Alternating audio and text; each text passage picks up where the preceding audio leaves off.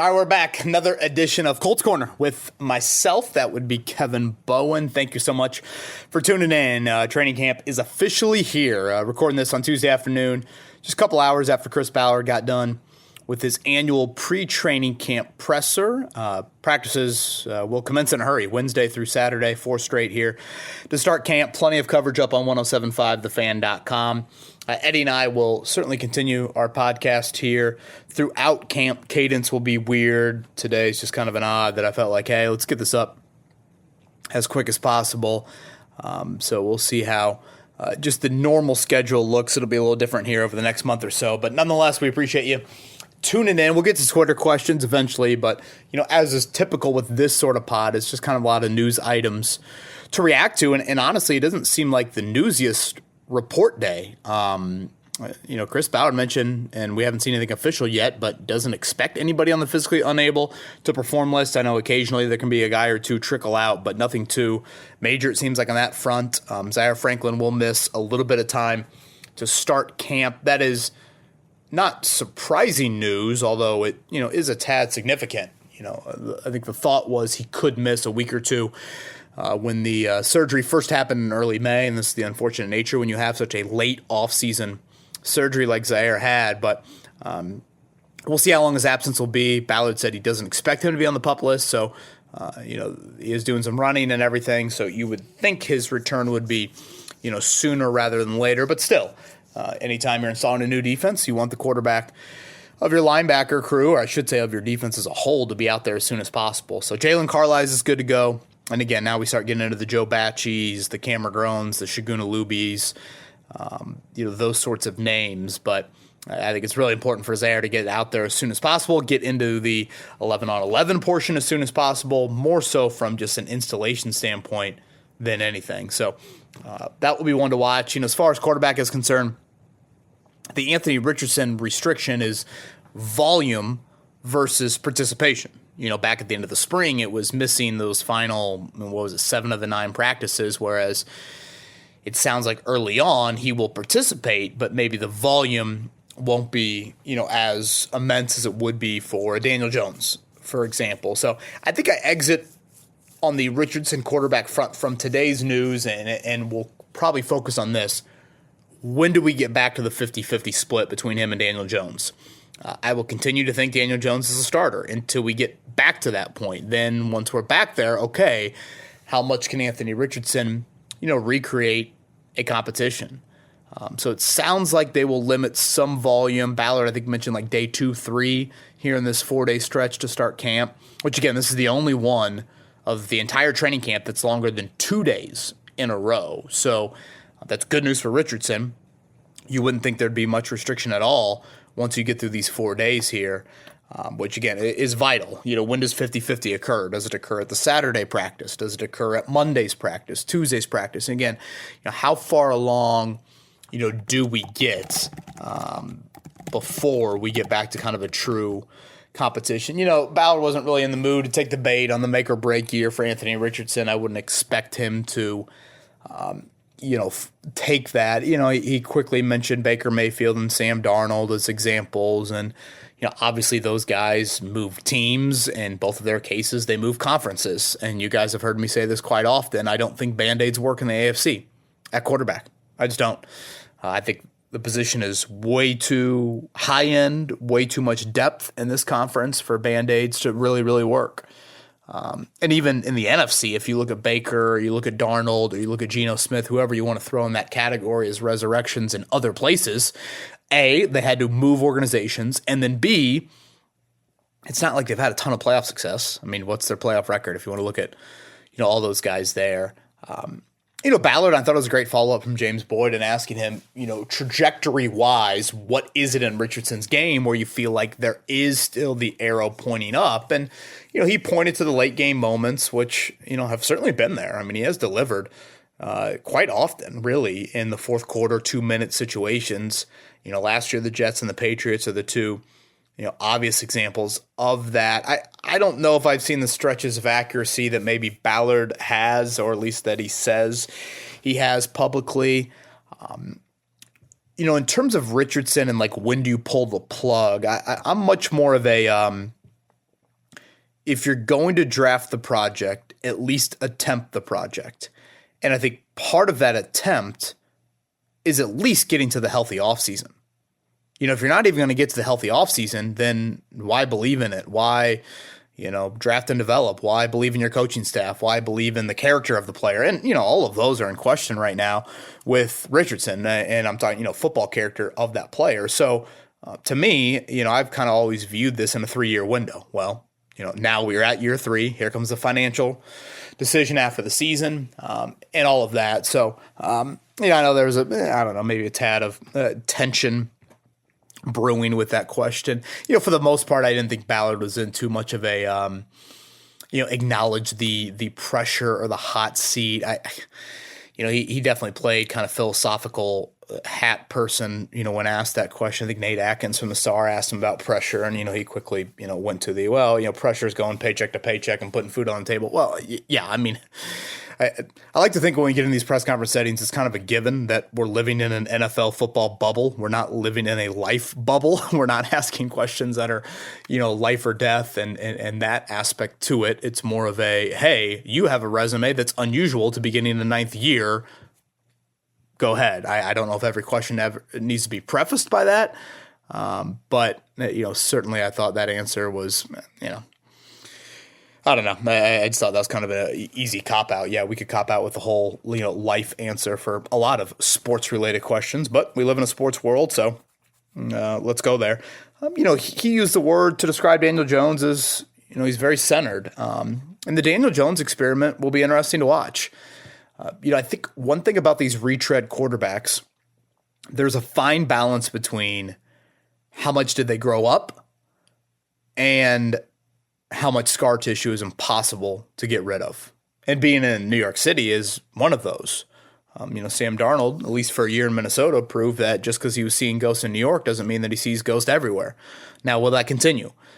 Again, how much is the change of scenery really, really healthy? Baker Mayfield went to 4 different teams before he, really found kind of that second home. So how much of that is needed?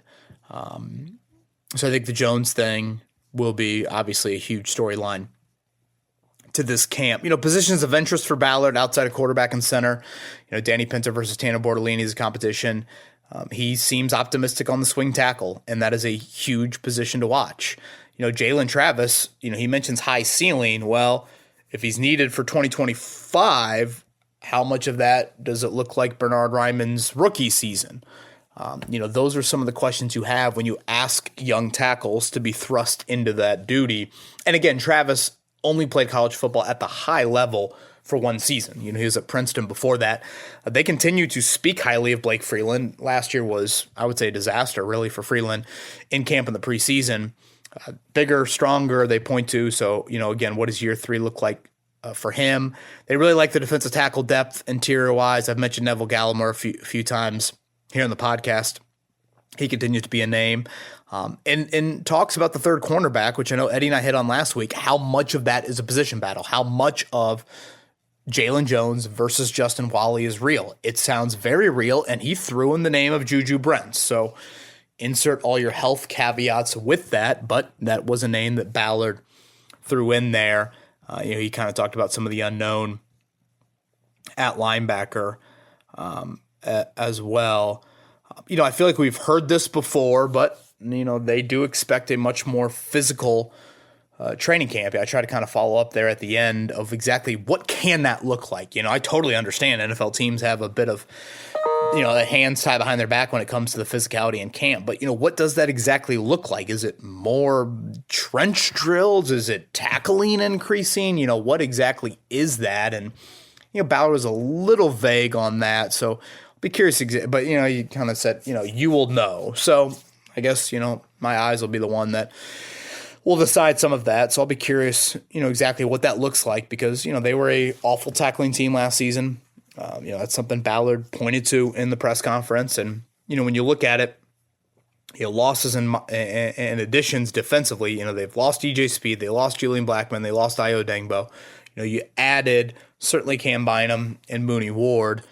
And then I guess JT Tuimoloau and Justin Wally you would point to from a draft pick standpoint. So, what's the give and take there? of subtractions versus additions. Obviously, schematically, there's a big change there. DeForest Buckner mentioned how last year was the worst year defensively he felt like they've had here, but really big fan of the bluntness of Lou Anarumo. I thought it was interesting kind of late in the press conference, Ballard mentioned how they have organizationally, and there's been some change. And so, I kind of asked on a follow-up, okay, what are those changes? Like, they might seem obvious to Ballard, but I'm kind of curious, like, what would be different in his eyes? Certainly the spending on the onset of free agency is what he mentioned. And yes, obviously, I think we all can look at Cam Bynum and Mooney Ward, but, what else? Is it just going from Gus Bradley to Lou Anarumo? Does he felt like, did he feel like draft-wise they did anything too differently? So I didn't necessarily, he didn't really expand on that. But that's something that, on the surface, yes, free agency has changed. But outside of that, defensively, yeah, I'm not sure if I see a lot that's, again, crystal clear. Is it a more increased, physicality to training camp? Is that going to help the end of the season struggles, which Ballard pointed to on a couple different occasions during today's press conference? Does, he pointed to the week 1 struggles as a lack of physicality at all there. Probably the last thing Ballard-wise I would point to would be just Bernhard Raimann. What's that extension? He certainly echoed the line that I get that he, is kind of mastered about good players with contract extensions. Of not going to talk about that publicly, but really good player who they're high on. So we'll wait and see. Raimann is, again, Eddie and I touched on this, a little bit of an older second contract guy. So we'll see if that has any impact. Granted, he plays a position that I think ages fairly well on that. So yeah, those are a couple things to, I guess, point to. Player-wise, we had Kenny Moore the second on our show, and at some point I think we'll probably throw in the Kenny pod maybe on a future one. I think a lot of it is not super time sensitive, so even though there might be a few practices into camp, some of the stuff will still resonate. But he used the word and talking about the defense, proactive. And when he said that in the media scrum, we had him after the media scrum on our show. I thought the word stood out to me because I think at times I've even used the opposite of that word, reactive, quite often with the Colts defense. And again, for me, it's a little bit more in a negative connotation. I think it's really hard to be reactive and survive. I think, honestly, that's all you're doing is you're trying to survive. And that's just not, I think, the way that NFL defenses need to play in 2025. I get it might be a little safer, but to me, you've got to try and dictate a little bit more. So, when he said that, I thought more of, okay, disguising coverage and being more attacking and playing some more man and, pressing on the outside and things like that. But he actually, because I asked him in the follow-up once we got him on our radio show, okay, what do you mean by that? And he went with, a word that we've talked about, and it's a Shane Steichen pillar, and that's a preparation. Knowing who you're going against. And I thought that was interesting that that's where Kenny went to. And again, I think you guys have heard me say this. What is really confusing about Shane Steichen's acceptance of Gus Bradley's approach defensively was, in a way, Bradley was going against one of Steichen's true pillars. Steichen stresses preparation and stresses doing that to weekly opponents. And so when you have a defense that chooses to be on the vanilla side, then you're not practicing one of your kind of core habits. Now, again, Lou Anarumo, it's a little different. It's week to week.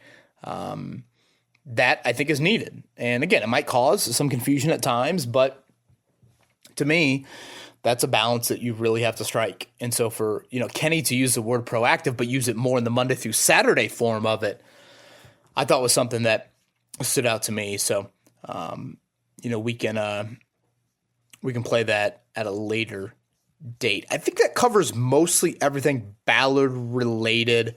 Again, 1075thefan.com has a full notebook recap on everything Chris Ballard said and any lingering things from a health standpoint. But let's get into Twitter questions. I know we got a couple here that I want to get to before we start to kind of shift some things from a reaction to practices moving forward. This one from Brett here. We've heard a lot about the new Lou Anarumo defense being exotic and him being called a mad scientist compared to Gus Bradley's scheme. What would you expect to see that's different on a given Sunday, both good and bad? Also, maybe a winner or loser in terms of defensive players in the new scheme. Well, on the first part of it, again, just more disguise, more week-to-week planning, more man coverage, more pressing, an uptick in blitzing. And, it's probably worth pointing out, Brett, that, there's a bar that you're going from that is rather low in a lot of those areas. So I'm not talking like you've never tried hot sauce in your life or whatever, and you're going to, St. Elmo to have that cocktail sauce. I'm not acting like you're going, from that to that, whatever, pick your sauces that are a little bit more on the mild side. You're increasing it. I don't think you're Brian Flores on the scheme scale of it, but again, you are increasing that. Now, again, where can that be poor? Well, obviously it's not like Cincinnati was great recently, and there's personnel questions among that. There's some risk in it in that your bust might be really big, and so that's something to keep in mind when you're looking at it. I think just generally, I think anytime you bring in a new defensive coordinator, the winners often can be just those new bodies. So those draft picks, Juju Brents is one that has singled him out as someone that he thinks is a real big winner in this scheme. And his frame and body definitely looks like a guy that can kind of swallow up some people in press coverage. So, how much is he a winner in this? D-line wise, they've mentioned they're going to have to scout differently. So then that brings up, okay, what do guys, Kwity Paye, Tyquan Lewis, guys that were drafted for the previous scheme, what exactly do they look like in this scheme here? Claude, do you think this is going to be a real quarterback battle? It's just Daniel Jones is to lose. I don't want to look at Danny Jones all season. Ballard and the organization handled Richardson wrong from the first day. Well, boy, there's a lot you can go to. I do think there's some merit there on the back half of that. But do I think it's a real quarterback battle? Again, how early is the 50-50 split? Once we get there, once that becomes the norm, then I think the battle is back on. Again, do we get there Saturday? Do we get there Monday? I think you creep any further into next week, and the days start to get shorter. But let's say Monday, for example, Monday the 28th, it's back to 50-50. That means you've got Monday the 28th, Tuesday the 29th, the night practice, the final day of July the 31st. Then you've got back-to-back Saturday, Sunday. That's 5 practices before you go to Baltimore for the joint session. Because that first full week of August, you only have 1 practice and then the preseason game being the opener on the 7th. Then nothing until the weekend. So again, it starts to get real choppy. So I would look towards, that aspect of it of, Monday. That's kind of the big date. Saturday is one that I'm circling, but Monday is kind of the big one. As far as organizationally, yeah, I think it's a question of, have you missed more on the field or off the field with him? Tony says he's from London. I love it. Coming to Indy to watch the Colts after following them for over 20 years. It's Colts-Titans game on October 26th. Any suggestions for a good bar to watch the Thursday night game when we arrive? And then pregame spot Sunday. Also going to watch IU UCLA Saturday. You going to watch that in person? I'd go down to Bloomington. Fall Saturday, late October in Bloomington. Yes, go down there. And even if you don't want to go to the game, just post up. Kilroy's, Yogi's, Nick's, upstairs, wherever. I think that's a great experience. And I think colleges are it's fun to see a college town if you're not super familiar with it. From over in London. As far as Indy's concerned, I've heard a lot of good things about Tom's Watch Bar. I love the dugout in Fountain Square. I love the tap on Mass Ave. The problem is just I got a bad back. I need some seat backs, man. Those bar stools just don't do it for me. The side room at the Eagle, I think it's got a good vibe right next door to the tap. If you can post up there, kind of a smaller atmosphere, not super sports bar-y, but I think a nice vibe for a Thursday night. As far as pregame, I definitely hit Touchdown Town and just kind of hit the tailgate area in general. Bar-wise, I think Slippery Noodle, just the history there, close to Lucas Oil. I'd stop there. But yeah, Georgia Street and all that. That's where I'd go. And then last one from Jamie here. Over under on Riley Leonard game started due to injury at 1.5. Boy, it's definitely got to be the under. I would hope. I mean, first, how many teams start a third quarterback in a season, let alone a 6th-round rookie that, I mean, he's just a project. I would think if you get to that third quarterback, again, if an injury occurs to Jones or Richardson, I think they look into the veteran route. But if you're going, can you imagine Riley Leonard starting multiple games for this team? Boy, I can't imagine that happening. All right, we'll be back. Eddie and I will be back at some point here. I don't know, probably early next week is where I would target to come back with another podcast. And at that point, we'll be recapping a good amount of training camp. So again, 1075thefan.com has got all of your camp coverage. Kevin Bowen signing off. Thanks for listening.